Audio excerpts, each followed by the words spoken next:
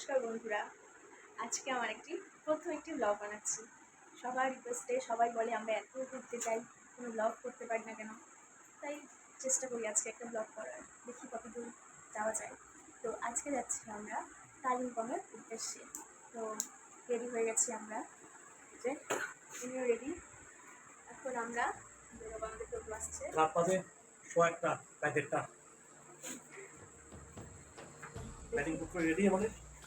এখন আমরা বেরোচ্ছি, টোটো এসে গেছে।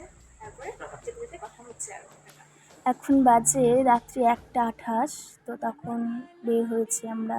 মেজদি ভাইরা গাড়িতে চড়ে নিল টোটোতে। আলিপুরটা একদমই ফাঁকা ছিল, ফাঁকা হওয়ারই কথা এত রাত্রি। তারপর স্টেশনে আসলাম আমরা, নিউ আলিপুরদুয়ার স্টেশনে। সেখান থেকে আমরা ট্রেন ধরে পৌঁছে গেলাম শিলিগুড়িতে।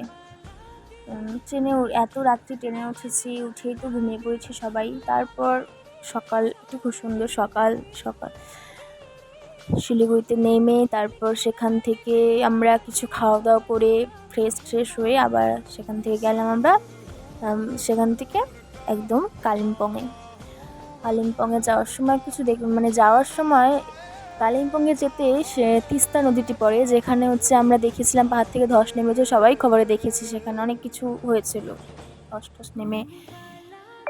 তারপর দেখলাম অনেক ক্ষতি হয়েছিল তখন, খবর সবাই তো জানি সেগুলো।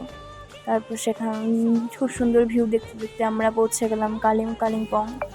এই যে আমাদের সেটা হোটেল। এরা কোনো ডকুমেন্টস দিচ্ছিল, দিতে হয় স্বাভাবিক হোটেল। তারপর আমরা ভিউটা, সবার আগে গিয়ে আমি ভিউটা আগে দেখেছি। এত সুন্দর ভিউটা আমাদের জানলা থেকে, কি বলবো আর। তারপর রুম টুম দেখে সবাই ফ্রেশ হয়ে তারপর সবাই একটু রেডি ফেডি হলাম। এখানে একটু ছোট্ট একটি ম্যাজিক হবে। সবাই রেডি হয়ে আমরা একটু এসে পড়েছি। তারপর এখন আমরা খেতে যাব। খাওয়া দাওয়া করে সবারই খিদে পেয়ে গিয়েছিল খুব, দুপুরই হয়ে গিয়েছিল তখন।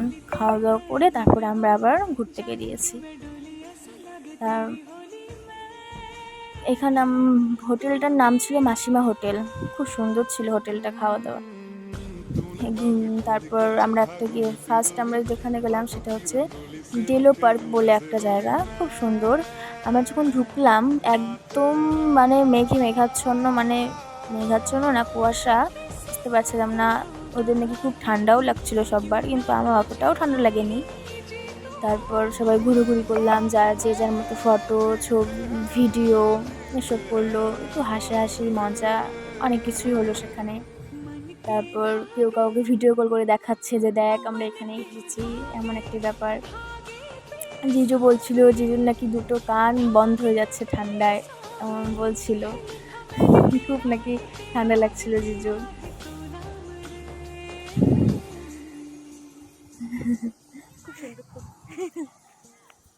তারপর আমার ভাগ্নি বলছিল এত সুন্দর জায়গা, এখানে এসে নাকি দিল খুশ হো গায়া, এমনভাবে বলছিল।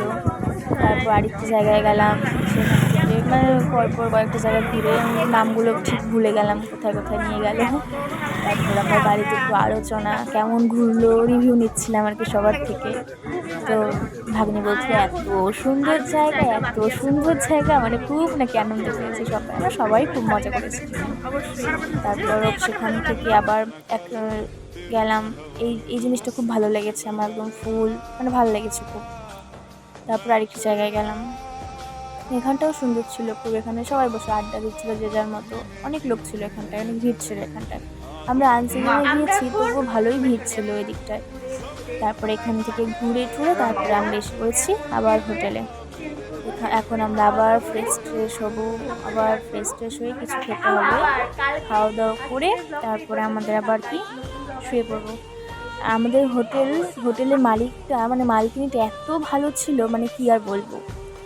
সব বন্ধ করে দিয়েছিল, মার্কেট। তো এত রাত্রে আমরা না খেয়ে থাকবো, কি খাবো আর কি, ভাত তো খেতেই হতো রাত্রে, তাই না, আমরা বাঙালি বলে কথা। তারপরে সে নিজে হাতে সব রান্না করেছে আমাদের জন্য।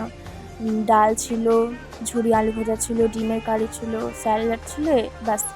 আমরাও বলেছি বেশি কিছু করতে হবে না। তারপরে দিদি ভাই রাগ করেছিল জন্য যেটুকু খাইয়ে দিচ্ছিল।